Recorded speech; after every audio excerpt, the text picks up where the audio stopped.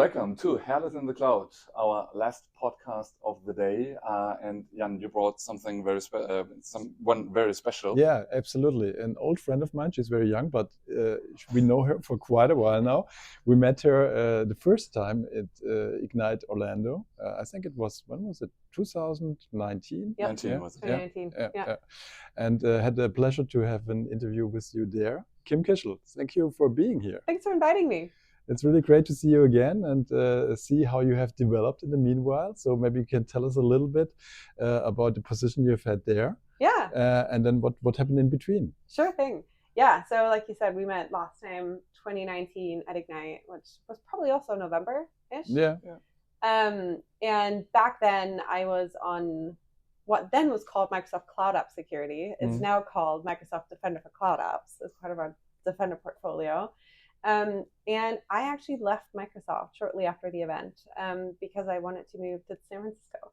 And pre-COVID, that wasn't an option. You were in Seattle, or you kind of had to go find another company to work at. And so worked for Atlassian, worked for a security startup for like a couple of years, and that was a lot of fun.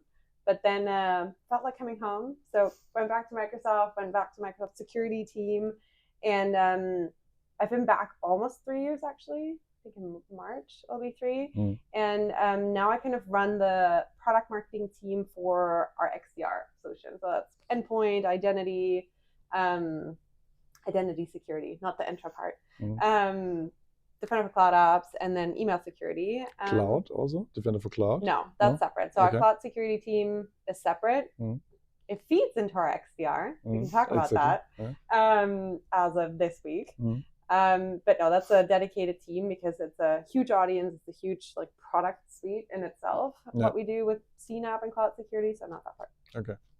Yeah, cool. I mean, you just said it. That there's another child in the family. When you look from it in the perspective of Defender for 365 or XDR or whatever you call it at the moment.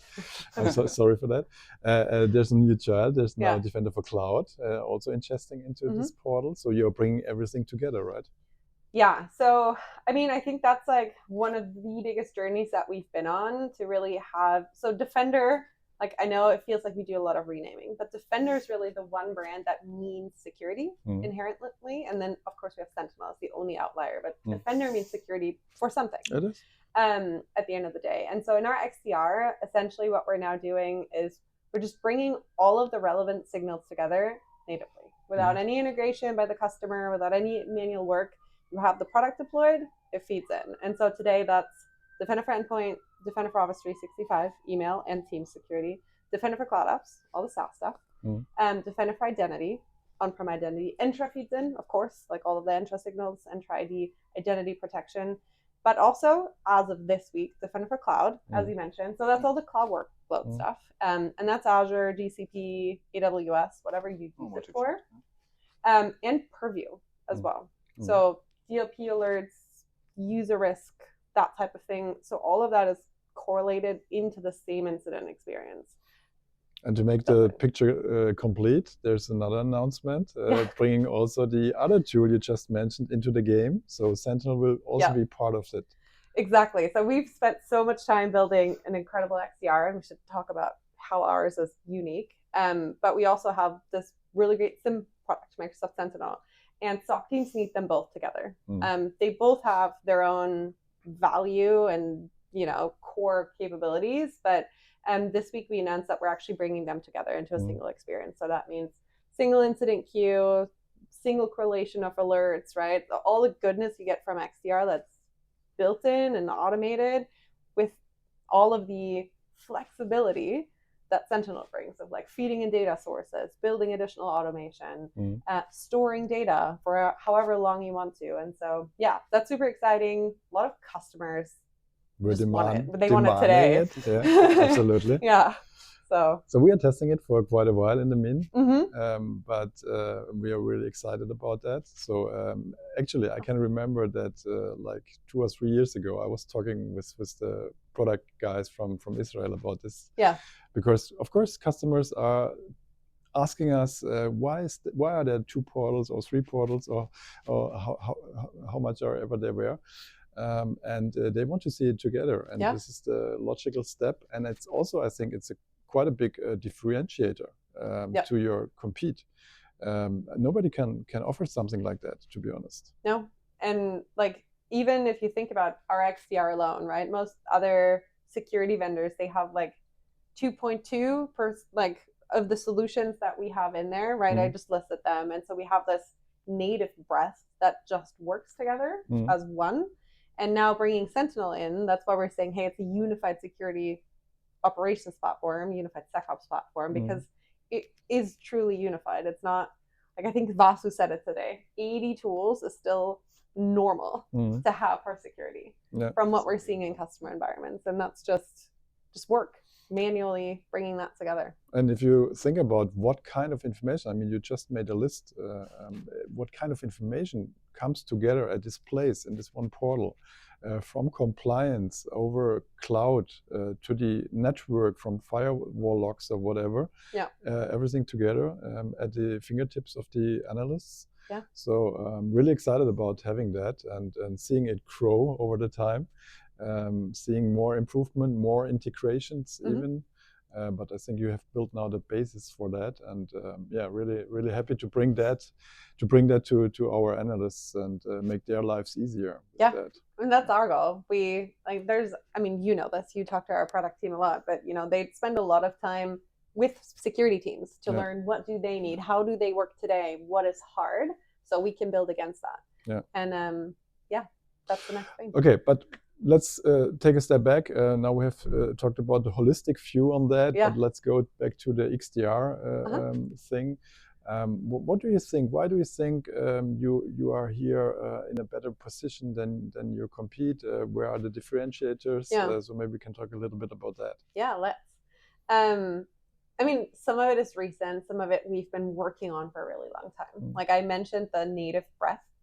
That's like our number one differentiator, right? Like no other XDR has kind of that level of coverage out of the box. Yes, they call it open XDR, at which point I would ask, well, isn't it just a SIP, like something that's trying to be a SIM to a degree, right? Because you need a connector, you need an API. There is manual components and integration, and you didn't build the signal, so it works different, right? Versus for us, the native first differentiator right there.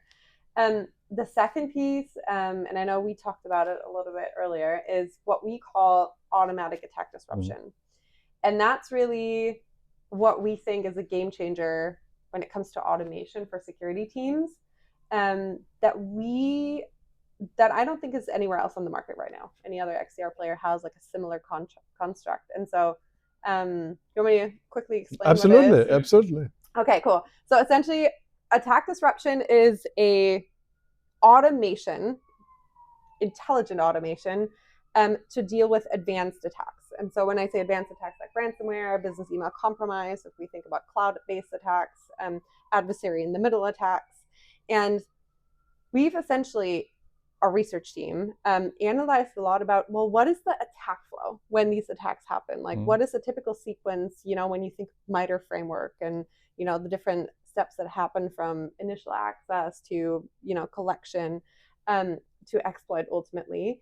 And what is the typical attack behavior across domains? And that's where your XDR comes in, right? Because you're starting maybe with a phishing email in a ransomware attack that then moves, has the identity for initial access. They have the valid credentials. They're in your network. Then moving into apps to collect data, collect information, obviously trying to compromise an endpoint. And so already you're crossing so many different asset types that if you have 4 different tools that look at each asset type, you are going to have to do the work to correlate it. And so with attack disruption, what we do is our research team understands the typical movement and behavior, and they've built automation that's constantly being adapted to the latest behaviors to ultimately understand the progression and the alert sequence that comes from all the different solutions to then take definitive action when we have 99% probability certainty that, hey, there's a ransomware attack active in your environment. We're going to do two things. We're going to disable the user account, and we're going to take the device and isolate it.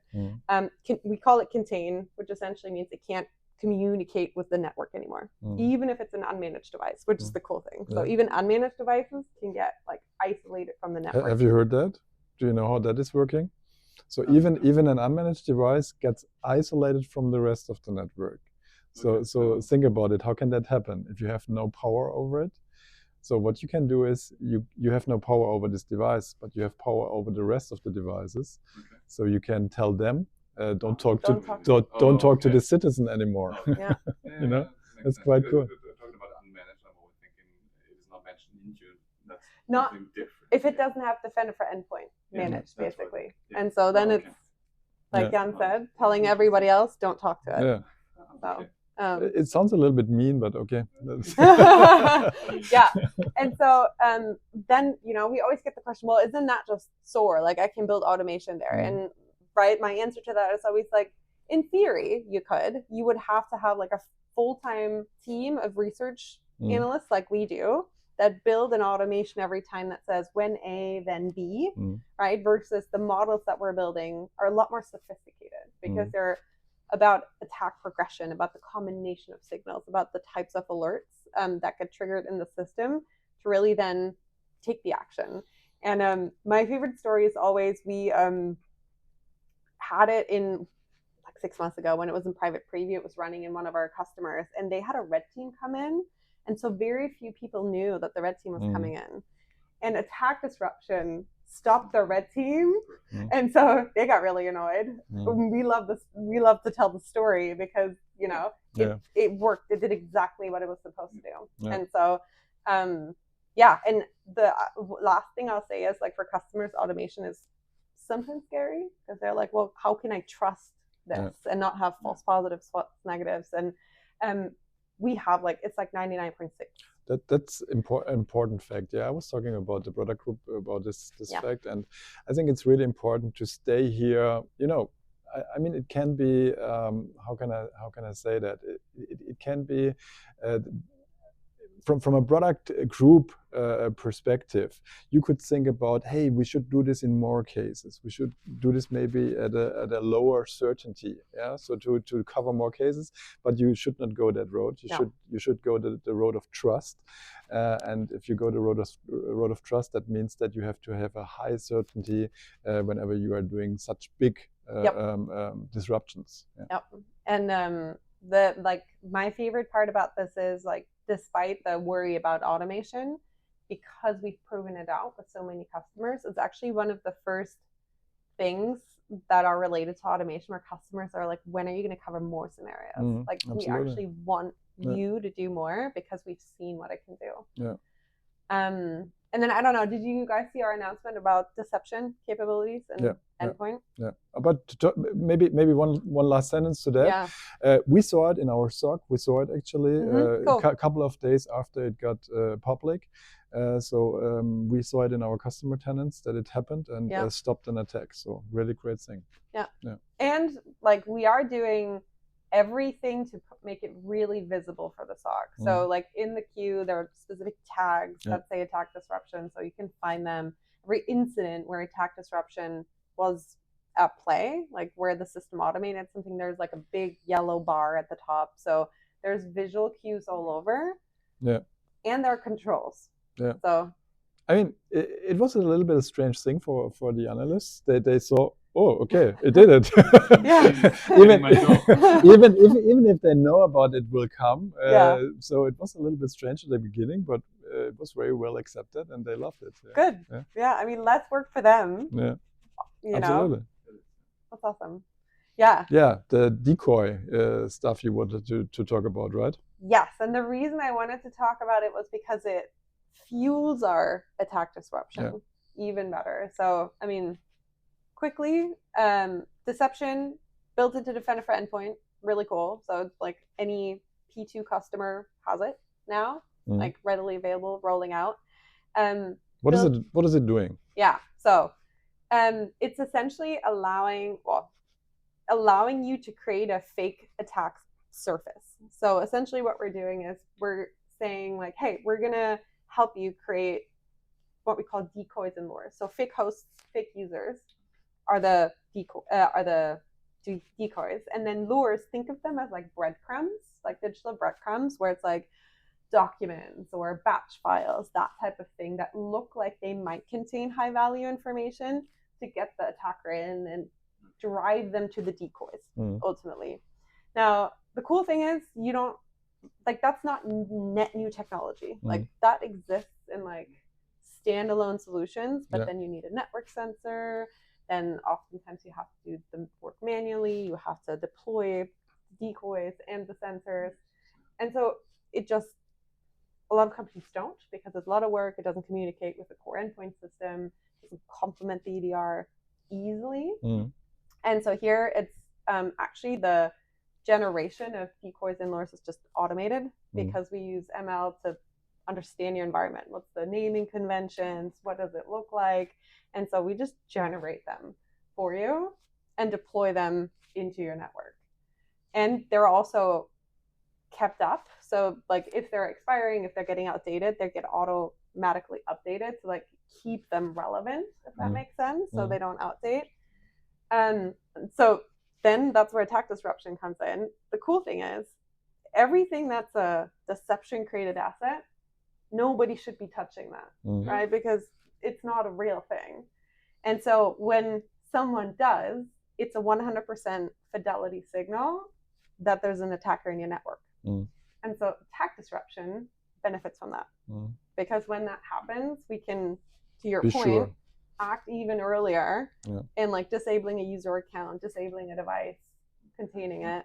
And so that's like more steps we're taking to make it better. So I imagine a world where the SOC analysts are just sitting there in front and just watching the game. I think that would be awesome.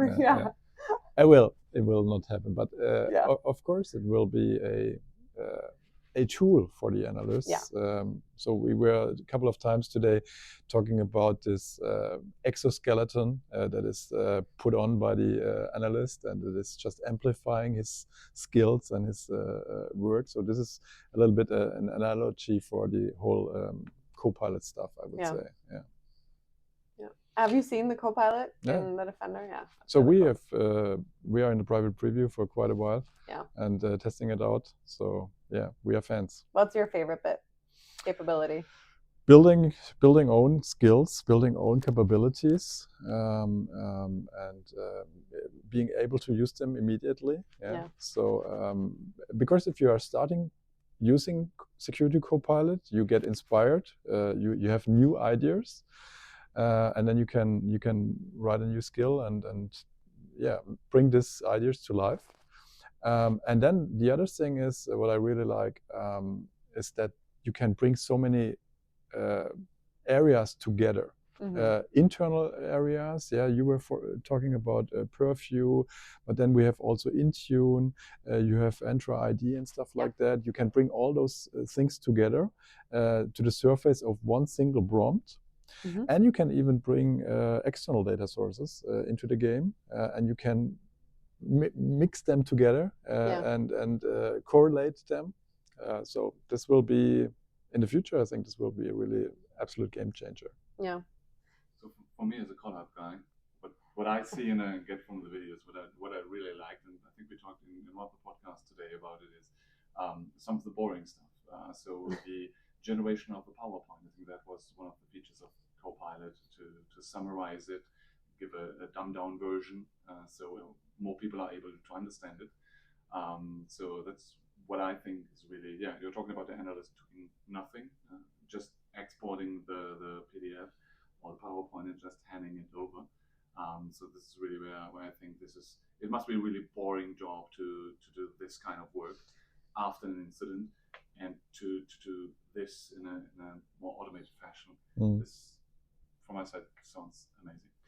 Yeah, I mean, one of my favorite bits is also like you talked about the I guess what we call somewhat standalone experience where everything comes together in this like prompt interface.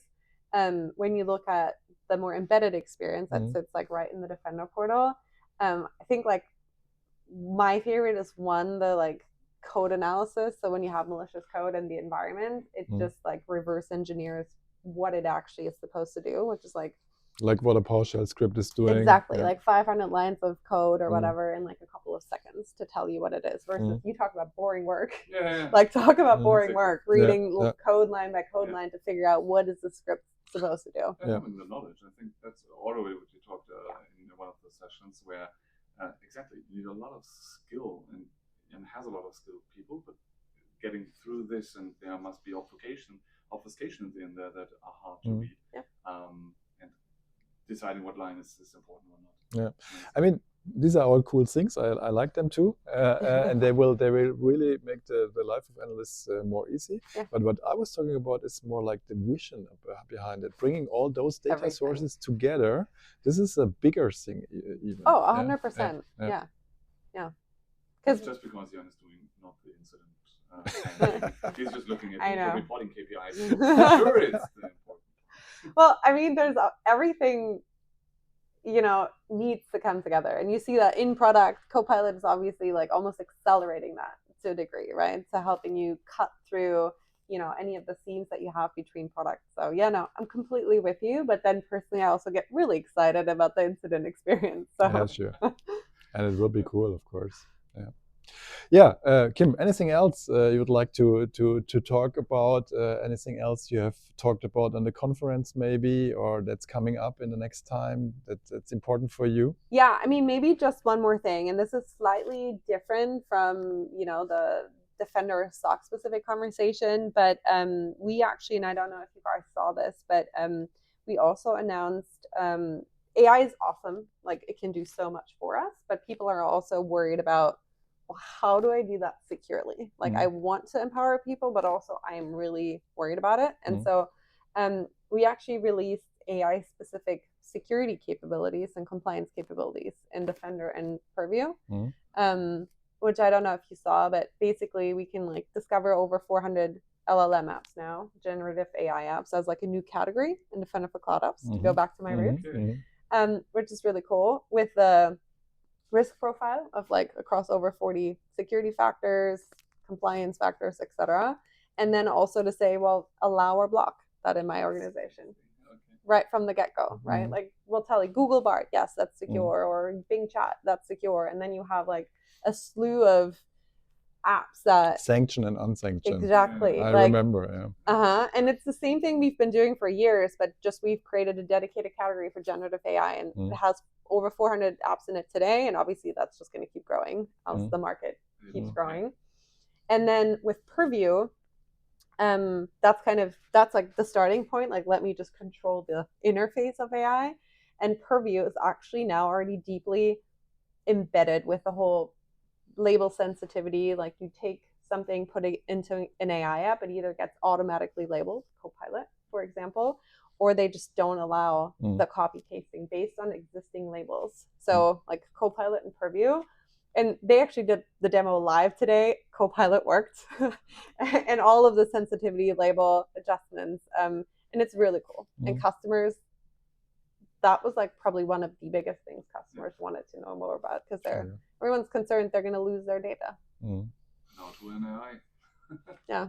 Sounds really interesting. Yeah, I'm really curious where this is going all, and what we will talk about in 1 year's time when the next Ignite is.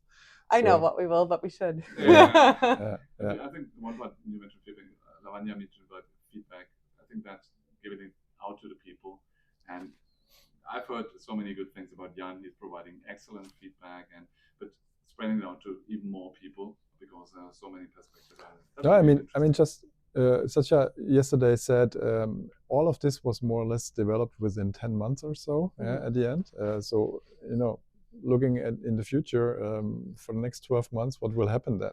You have the basic now. So I'm really curious what will happen in the next 12 months and what we are talking about then. I hope you will still be in the company at this point in time. What? Well, who knows what startup comes next? We're gonna have more AI and more AI to secure. Yeah, absolutely. So there you go. Kim, it was really a pleasure to have you. Thank you. Really so good fun. to see you again. Thank you very much, and hope to see you soon back. Yeah, 1 year, right? Yeah, exactly. Okay. Thanks. Bye bye.